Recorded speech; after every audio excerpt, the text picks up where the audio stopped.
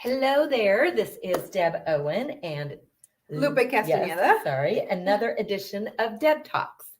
And today, and in fact, the next few weeks is what we're going to do is we're going to break it down, each loan type, and we're going to do pros and cons of the different loan types. Because, we're always asked, I say that a lot, don't I?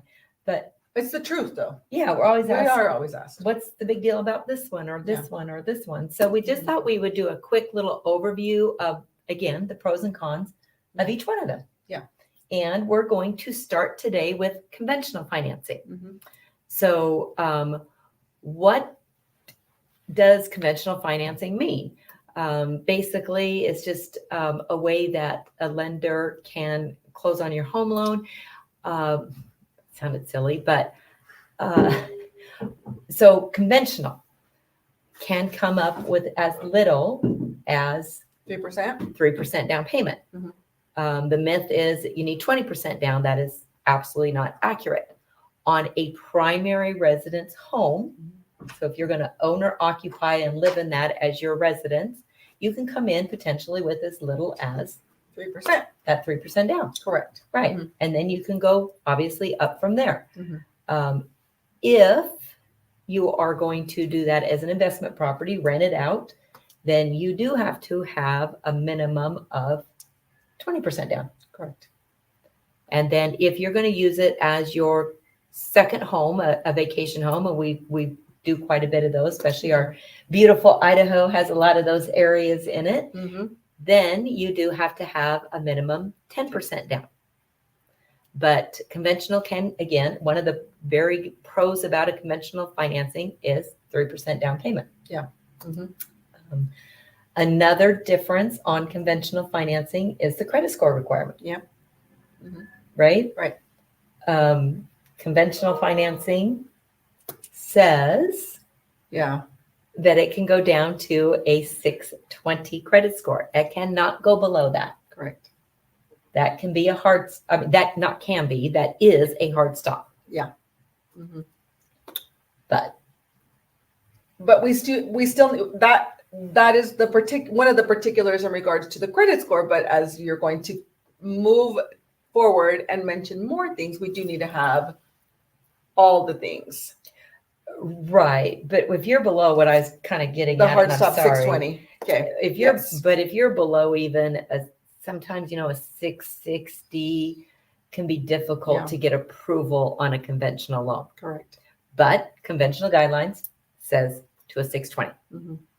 So that can be a con simply because other pieces of a conventional loan comes into place there. Yes. One of the biggest pieces is your debt to income ratio. Okay.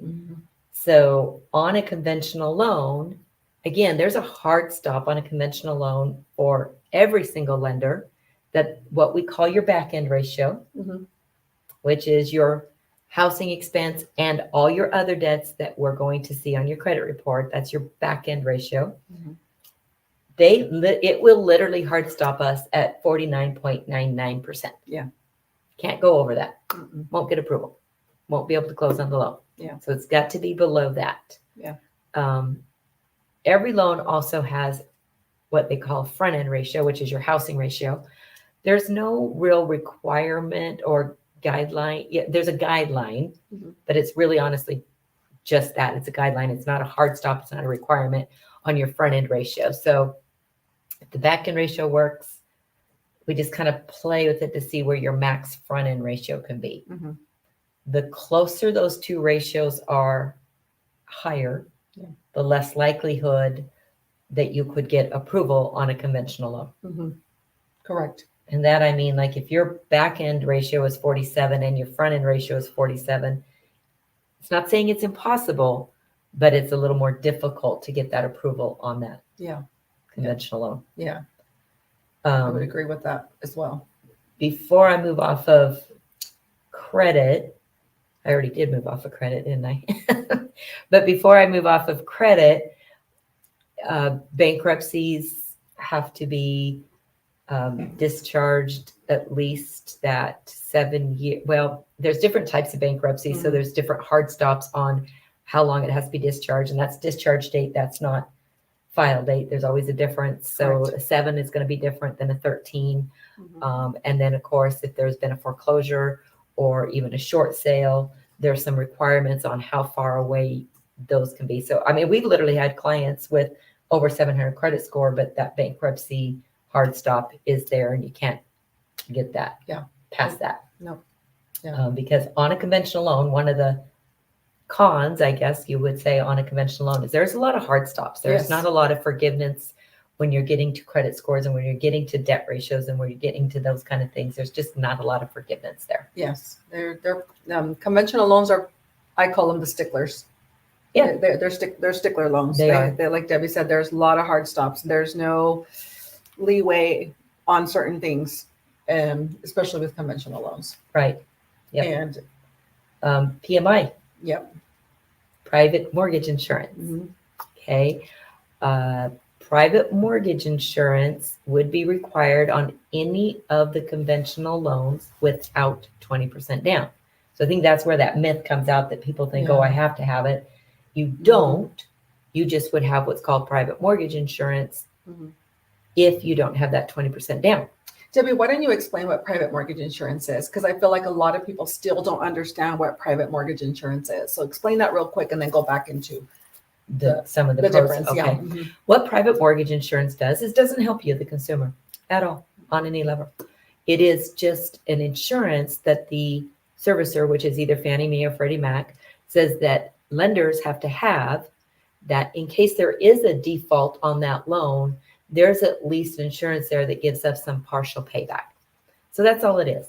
It covers the lender, and it's required for the lenders to make sure it's in place if there's not 20% down Mhm. on every conventional loan, if that's not the case.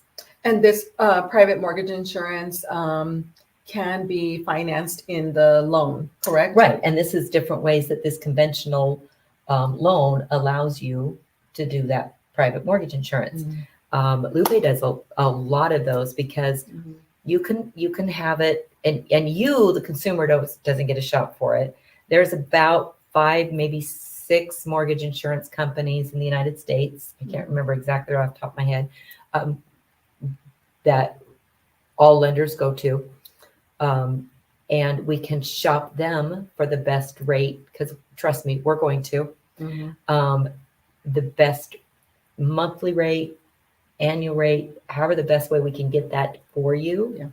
So typically speaking, most clients will see that private mortgage insurance put together in a monthly format. Correct. So it's part of your mortgage payment every single month when you make it. That goes back to us, the lender, Mhm.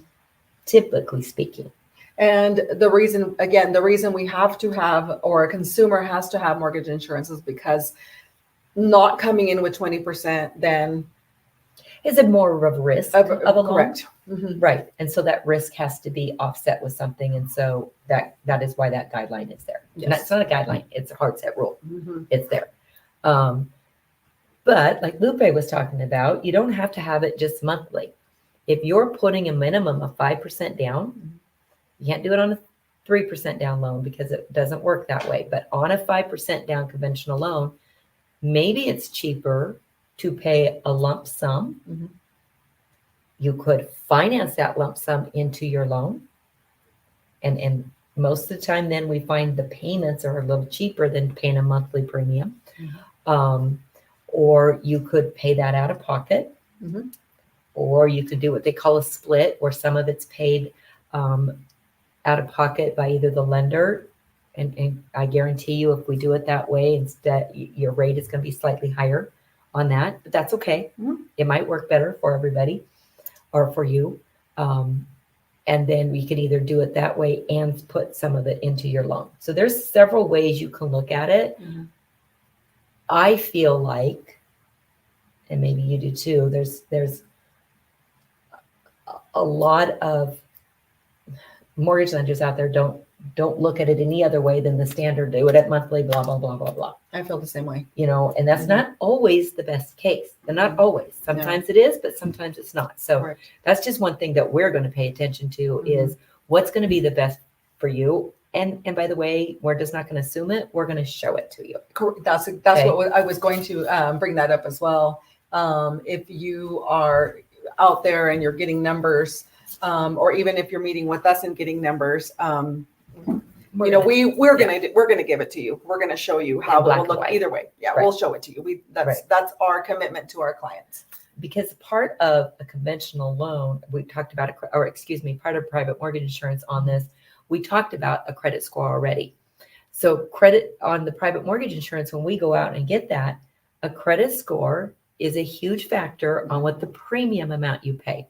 Makes sense, right? Yeah. I mean, when you think about it that way, that's what makes sense. So Yeah. the lower the score, Mm-hmm. the higher you're going to pay. Yeah. Um, Because they're looking at risk, and that comes into Exactly. play. The credit score comes into play for the risk. Exactly. Yeah. And your debt to income ratio before we add in that private mortgage insurance Mhm. is a factor Yeah. on what your rate will be for that, either monthly or upfront or however you want to pay it. Yeah. So that is what drives private mortgage insurance rates. Yeah. So if you have a lower credit score and maybe you're putting 5% down, you could have very, very high private mortgage insurance. And if that's the case, and I just had this example yesterday for somebody, and if that's the case, it is easier to flip that loan to an FHA loan, because on an FHA loan, and I don't want to go in pros and cons on that one, it is set what it is. That PMI factor is set, period, end of story. Yeah. Doesn't matter what your credit score is, what your debt ratio is, it is the same factor. Mhm. So sometimes it is better when we start looking at that to flip something over to a different type of a loan to make it better for you, the consumer. Correct. Yeah. So if so it gets paid in a lump sum, it gets paid up front. But let's say it doesn't get paid up front. How many years do I have to pay it? So if you do not have that 20% down, Mhm. conventional guidelines state you need to have that at least for 24 months. And then after that 24, it's going to automatically roll off. Okay, so let me back that up a little bit. It's going to automatically roll off when there's a 78% loan to value factor. Okay, so if you did nothing with your loan and you just paid your normal payment, which is great, that's fine. When that hits 78%, that's when it would naturally come off. Okay, on a conventional loan. That's a pro to having a conventional loan. It would come off eventually. However, you potentially could petition to have that come off sooner under certain circumstances. And that's what Lupe was asking, was how long? So first of all, you'd have to carry it for 24 months. Sometimes you can do 18, but most of the time it's 24. So we're going to stick with 24 months. You cannot be late on your payment after 24 months. And then you would have to petition it, and every lender can be slightly different on what they want. Sometimes you can get what they call a market analysis done by a real estate agent that would show that the market has increased and now your value's increased and you're below that 80% because of what your outstanding balance is. Correct. Okay. If that doesn't work, you may very well have to have an appraisal ordered to prove what the current market value is. Yes. So, and or in the case that you put a large amount of money down before that time, not every lender will do this, but I know we will do this. We could do a recast of the mortgage. So an example is somebody selling their house. They have 5% or 10% down to put in before they sell it. They want to get into the new house. We can get them into that new house. That's going to carry that private mortgage insurance. But as soon as they sell the other house, or as soon as they get whatever it is, a big allotment, and they wanting to put down towards the principal balance sooner than that 2 years, then we could look at doing a total recast. When you do the total recast, it could remove that PMI also. That's sweet. That's sweet. So- So we allow our clients to Right. do that. And that's a pro of a conventional loan, is there is the potential that private mortgage insurance could be removed, which of course will reduce your overall payment without having to refinance. So that's a pro there. I was going to say con again, but no. Yes. And on the conventional loan, just another tidbit on that is we do allow recast once every 12 months. Correct. And the first time we do it for free, Mhm. it's not a cost. After that, it can start costing. It depends, but I'm, $300 Yeah. to do Yeah. it. Very, very inexpensive. Yeah. Right. When you think And about refinancing. You know what? Conventional loans are a recastable loan. Yes. So that's also a pro. Yeah. There is only one type that is not, Mhm. but conventional is one. Yeah. And to do a recast of a mortgage, and I hadn't even thought about that when we were Mhm. visiting here. It's not that you've put large amounts over a period of time. It's that you have a large amount to put down at one time, and then we're going to recast the balance. The minimum Okay. amount for a recast is $10,000. $10,000. Yeah. Right. Per year. Per So year. Yep. if you are thinking that you're going to have at least that throughout the year, why not save it up, dump it in one time, and then do that recast? Yeah. But we can help you with that. Yeah, we'll walk you So, through that for sure. yeah. Another pro to a conventional is on your assets. And I know we talked about this several shows back Mhm. where we talked about assets, but on an asset for a conventional financing, typically we only need 1 month statement. Sometimes we do need 2. Okay. But gifted funds, and that's kind of where I was going with that. Mhm. So if you're needing gifted funds or using gifted funds and we're doing a conventional loan, that is the easiest way to source gift is on your conventional loan. Yeah. So the easiest, and that's just a con because it makes it easier for the person gifting you the money because we would get intrusive on any other loan. We know it. Yeah. But on a conventional loan, if you are getting gifted funds, they sign a gift letter. Mhm. Always can never not sign a gift letter on any loan program. Yep. Both the gifter or the person receiving the funds and the person giving the funds must sign that gift letter. Right. Because it's a gift. It's a gift. No payback. Right. And then as long as the person that is donating the funds, the gifter, either A, sends a wire directly from their account to the title company, or B, it's a cashier's check from their account to the title company. As long as they do that, it's done. No other documentation is needed per conventional guidelines. Yep. No questions So asked. it's pretty simple. Yep. On That's pretty slick. right. And again, the gift on any program, but just to clarify again, the gift is not taxable. Right. For the person giving the funds. Right. They're not going to We be use taxed the on word gift differently than an IRS is going to use the word gift. Mhm. Okay. And what it means. So that is not something that is correct, reportable. Yeah, so it won't be reported for the person giving the funds or the person receiving. Nobody Correct. has to pay, report that, Correct. right? Yeah. So did I miss on anything Maybe. for a pro and a con? I mean, it seems pretty generic, but It seems pretty straightforward. Maybe and not to get too much into it, but I feel that also in regards to the properties, when you are shopping for a property on a that's conventional great. loan, Yes. it's a little more forgiving in Right. regards to the condition of the property, right? Right. All properties have to be structurally safe, sound. Mhm. But correct. On a conventional loan, the biggest thing that we see on any other kind of loan is maybe some peeling paint on the outside of the house, whether it's on just the eaves or wherever.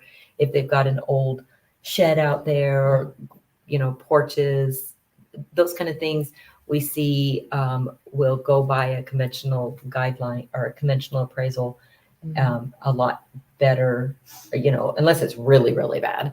Yeah. Because the condition of the property still has to meet a certain condition requirement. Mhm. As long as it meets that, then there's a lot of other things that the conventional appraisal is not going to call for that any of the other loans will. And truth of the matter is, a lot of sellers like to see the conventional approvals even Correct. before they see the government approvals. Mhm. So, and I think that it just has to do with the stigma of years past on some of the other things that happen on homes when they're being appraised under the other guidelines. But yeah, the appraisals are more forgiving. Yes, I On a would agree with conventional that loan. as well. Mhm. Also brings up what max concession is. Oh, yeah. Okay, so a Oh, yeah. concession is money Mhm. that you're getting from the seller to potentially pay your closing costs. That's all they can use that for. They can't help you with down payment. There is pros and cons to that too. Mhm. And if you're putting your standard 5 or 10% down, the maximum amount the seller can contribute towards your closing cost is 3%. Mhm. So it depends on what your purchase price is on your home, whether that's going to cover all of them or not. Mhm. Now, if you do end up putting more down, that concession goes up as you put more money down, Yes. if that is an option that you have. Mhm. Not a requirement, but an option. So when you're working with a great real estate agent, they're going to know that. They're going to pay attention to that when they're asking seller, if sellers are going to be paying closing costs on your behalf, if what amount that is, because they don't want to ask for too much, because if it exceeds that amount and they've already said it, it goes in the seller's pocket. So Yeah, we won't be able to use it. yeah, we wouldn't be able to use it. But a lot of times, not a lot of times, those concessions right now, those temporary buy down loans that we're doing quite a bit of, Yes. that concession amount is factored in for part of that temporary buy down too. Mhm. So sometimes it can work that you can do a 1 year or a 2 year, but sometimes it doesn't. Just depends on the dollar amount of the purchase price, because that amount, that 3% or up to 6%, or actually could get up to 9%, depending on how much you put down on a conventional loan. Mhm. If that 3% doesn't cover temporary buy downs and closing costs, you could only use it for one or the other. Yeah. Yeah, that's So- that's a good thing to clarify that. So that concession is a con and a pro. Yes. And Both. it can be, yeah. But Yeah. we'll guide you through that as well. Absolutely. We'll definitely, we're here, Yeah. we're here to guide you through that Yeah. as well. So we touch base on pretty much, Yeah. I think, pretty much most of the pros and the cons Mhm. on just conventional. Again, in the next few weeks, we're going to start going over the others on the pros and the cons on that. Mhm. So Yeah. So that brings us almost here to the end. It's Memorial Day. We hope that you all have a wonderful Memorial Day. Debbie, what Yeah. do you have plans for today with your family? Are you? just going to have a barbecue. Yeah. Okay. So it'll be fun. Yeah. Yeah. And again, I know So- there's Lots going on. Lots going on. So be safe Yeah. and enjoy your families. Yep.